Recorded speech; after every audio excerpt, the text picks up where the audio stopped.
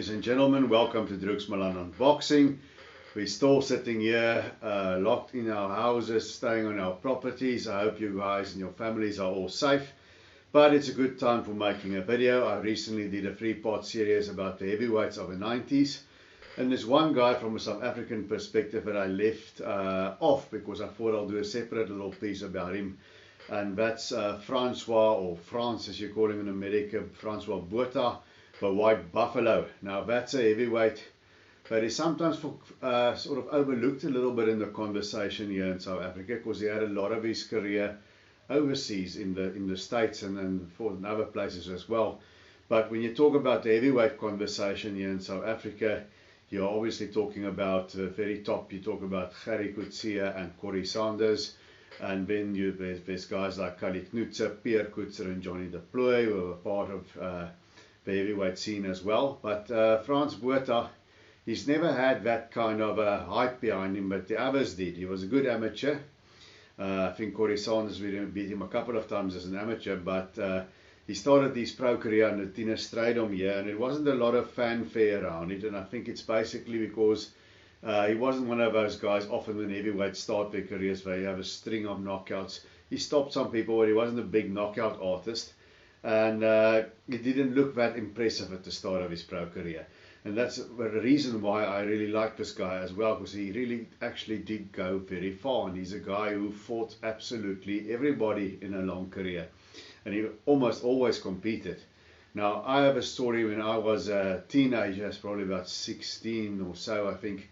I went to a boxing card here in Cape Town. There was a welterweight here, Nick Akumalo, the Sting was his nickname, and he was quite popular, and I was a big fan of his, so I went there to see Nick Akumalo. He was fighting Rene Arredondo, a former WBC champion, and he won that fight. But on the undercard, there was Frans Botha fighting. I think he was having his 8th fight, fight number 8 for him, so he was still up and coming. And he fought a guy named Gideon Schlongwa. Now, Gideon Schlongwa was really just a cruiserweight. He fought for the SA Cruiserweight title at that time. It wasn't even a Cruiserweight division here. And he got stopped by Freddie Rafferty. But he fought Frans Botha that day. And it was a 6th rounder. And Frans charged out of his corner, went at him, pounded him on the ropes. And then he started gassing. And Schlongwa came back into that fight and fought really well. In the end, Botha sort of gathered himself and finished with a good spurt. And he got home with a decision. And I remember saying to my dad, who was sitting there, this guy's not really a prospect, he's not going to go far as a heavyweight. And after the tournament was done, I remember Botha was trained by Norman Schlabane back then, who of course is best known for the trainer of Dingaan Tobela. And I was there ringside, and Botha was off to this side of me, to my right hand side if I recall correctly, with his trainer Norman Schlabane. And they were waiting for their checks. In those days, the guys went to the commissioner and they got their checks right there at ringside. And I was waiting around because I was wanting Nick Akumalo to sign the program for me, which he did. And I still have it here. If, in retrospect, I should have asked Frans Botha for his signature as well, but I had no idea it was going to go that far. And I remember him, he's bigger than me, obviously. I'm 5'11" and a half in American terms, 1.8 meters, I think. So he's slightly bigger than me, he's 6'2". But he wasn't as big as the heavyweights that you tend to see. You know, they're giants next to a guy like me. But I remember that day, and I thought he was not going to do much. He fought on here in South Africa.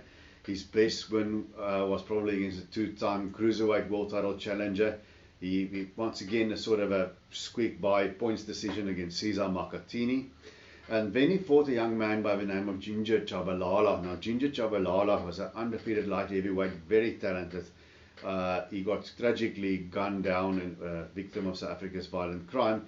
And I thought Ginger Tshabalala would definitely go all the way, but he was a light heavyweight. And he fought Botha, and Botha got the decision, and everybody thought Tshabalala deserved the decision, and the press went to town. They didn't. They famously said back then they'd rather keep the South African heavyweight title vacant than have him there. I think it was a very snarky remark. If we see what the heavyweight division is today in South Africa, it's kind of funny. and not disrespect against any of the heavyweights today going on, because they still have to train and get in the ring. But I think at his best, Botha was far better than anyone we have around today. But then he went to the States. Now that's another thing that I like about him. He was proactive about his career. When he saw nothing was going on yet, he skipped. He went to the United States. And there was a time then when Mike Tyson was incarcerated and Don King was promoting his lightweight fighters like Julio Cesar Chavez and so on. And we had these mammoth Don King cards. And what King did as a strategy, he signed up all the heavyweights around. You know, anybody, whether he fought for talent or not, he signed them up. And he signed up Frans Botha as well. And he got a nickname for White Buffalo.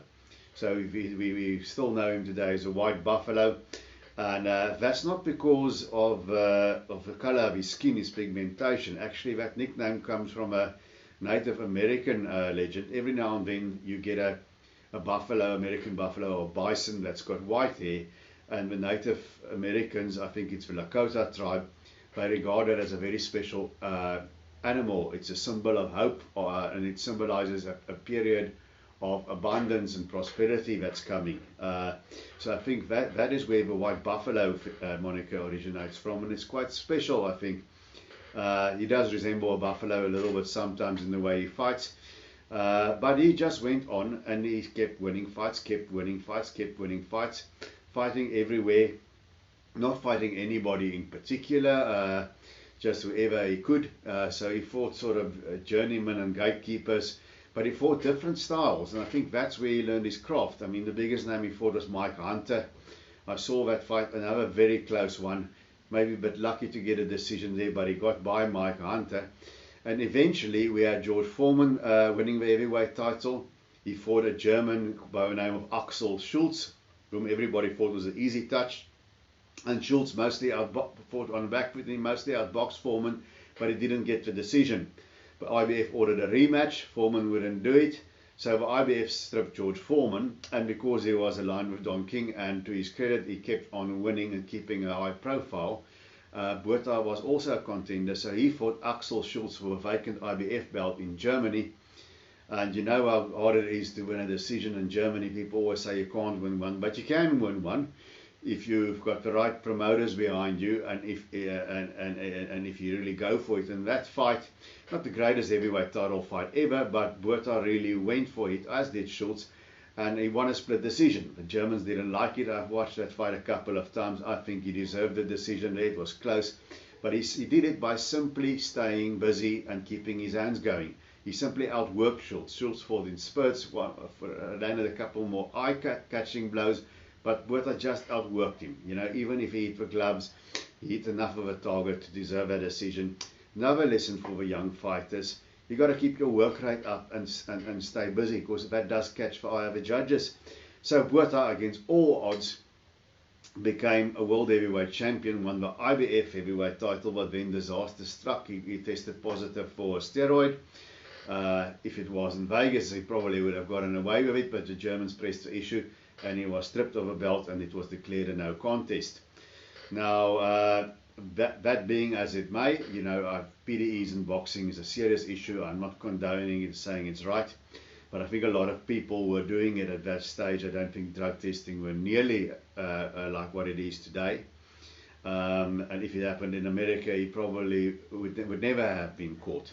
But be that as it may, it was a big anticlimax, but he came back. And he got his shot about a year later, I think. Michael Moorer won the vacant IBF belt by beating Schulz, and he got his shot against Michael Moorer on the Tyson Holyfield, their first encounter, just the main supporting bout on that card. And he fought Moorer hammer and tongs. You know, Moorer was a good fighter. We know him as the first southpaw heavyweight champion. Go look at the fight between Frans Botha and Michael Moorer. It's on YouTube. You won't be disappointed. It's a tremendous fight, often overlooked heavyweight war.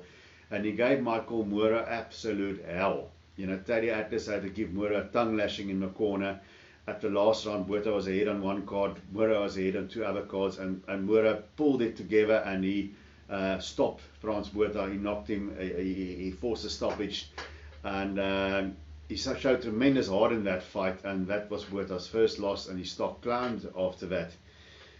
kept on going, recorded some more wins, and eventually he gets a shot against Mike Tyson, who was then just coming back after the Holyfield earbite incident.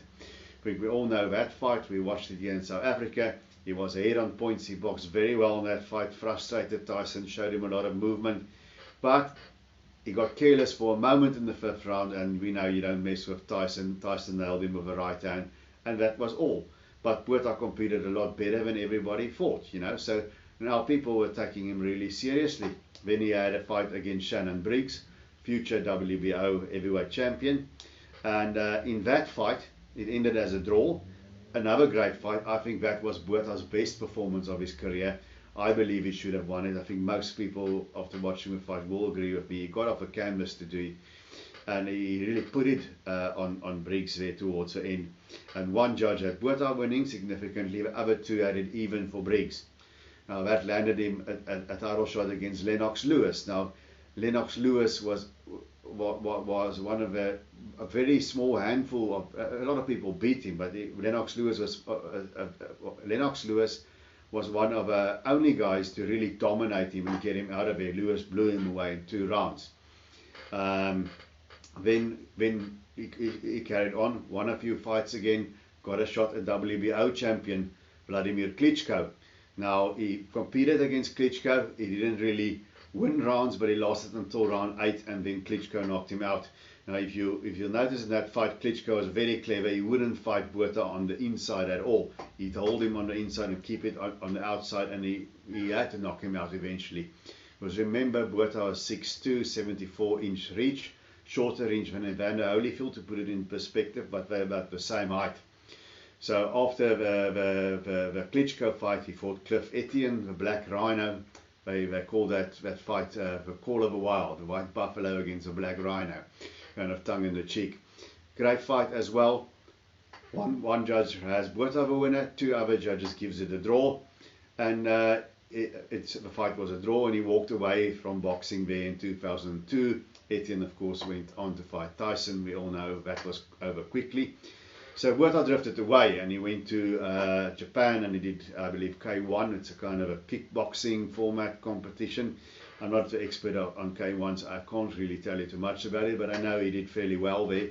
And then in 2007, in his old age, he came back to boxing, and he won a minor belt, a WBF belt, and he fought sort of journeymen and gatekeepers. He had a decent win against Timo Hoffmann in Germany. And then he got to fight Evander Holyfield, an old Evander Holyfield, but Botha was also old. And once again, he competed well. He was ahead on 2 cards before Holyfield sucked it up and got Botha out of there. So that was against Evander Holyfield, and he came back to South Africa. He had one last really good win. There's a very hard heavyweight prospect at that stage here, Flo Simba. And they were hyping Simba to be the next big thing, and Botha stopped him in 6 rounds. And from there on, he carried on fighting way too long. At his last fight at the age of 45, he also fought Joseph Parker, who just blew him out in 2 rounds, but he was way past it by then. So if you look at the guys that Frans Botha has fought, which other heavyweight has fought all these big names? Especially South African heavyweights. Only Gary Coetzee comes close. If you look at all the world champions that Botha has faced, it starts with Michael Moorer, then Mike Tyson, Shannon Briggs, then we've got Lennox Lewis. After Lennox Lewis, we've had Vladimir Klitschko, we've had Joseph Parker. I think if we count them all, there's a total of 7 there, if we add them all together, and he fought all of these guys, and with the exception of a Lennox Lewis fight, he competed against all of them, and Joseph Parker also would be an exception, but he was old by then, and he gave Mike Tyson all he could handle. He gave Evander Holyfield all he could handle. The fight against Schultz, if we leave a positive drug test there, would Corey Sanders and Gary Coetzee have beaten Axel Schultz? Yes, they would have, I think. I think that's pretty clear to me. Schultz was a solid sort of boxer, but nothing really special. would Pierre Coetzer and Johnny de Plooy have beaten Axel Schultz? Maybe, if they, Pierre Coetzer was always consistent. I think maybe they would have beaten him. If Johnny de Plooy was at his best, he would have beaten Axel Schultz maybe. But then, would they have competed like he did against Tyson and Holyfield and Michael Moore and those kinds of guys? That's an open question. So I think Frans Botha, he did very well for himself actually. I think at one point he was the highest paid athlete after all those big fights in South Africa, if I'm not mistaken. But he was a line of Don King. I don't think the money is there anymore. He's still around the scene here in South Africa, but he's retired now. Had his last fights at 45. So that is the White Buffalo. And he's fought some really great heavyweight champions. The names on his record and the way he competed against them, going all around the globe, reinventing himself. And he didn't really have a physical gift so much. He had a good right hand, but he wasn't the most devastating puncher in the heavyweight division. He was a little bit undersized in height and reach. And he competed against these guys. And if you look at his fights, he did it by being clever. He learned his craft. There's a lot of feints, a lot of angles, a lot of little subtleties of what he does. And he knows his distance very well. He knows where he is in the ring at all times. And he also plays, just especially late in his career, he plays a kind of a psychological game on his opponents. He sort of kids you into thinking he's going to do something that he's not going to do. He makes you tentative, and when he pulls a fight out. So that is Frans Botha, the White Buffalo. Tell me what you think. I think for the youngsters coming up, for two things: just his determination against all odds, and the fact that he marketed himself so well, that he was so proactive with his career to go to all these places. If there's ever a fighter here in South Africa, there are many, but I think I could really ghostwrite a good story about, I could do it about Frans Botha, because I think he might have a great story to tell. So that's my piece on the White Buffalo, who was a fixture in the 90s and beyond as well. And leave a comment in the comment section, subscribe to the channel if you think it's worthy, and let me know what you think. And until we see each other again, please keep those gloves up.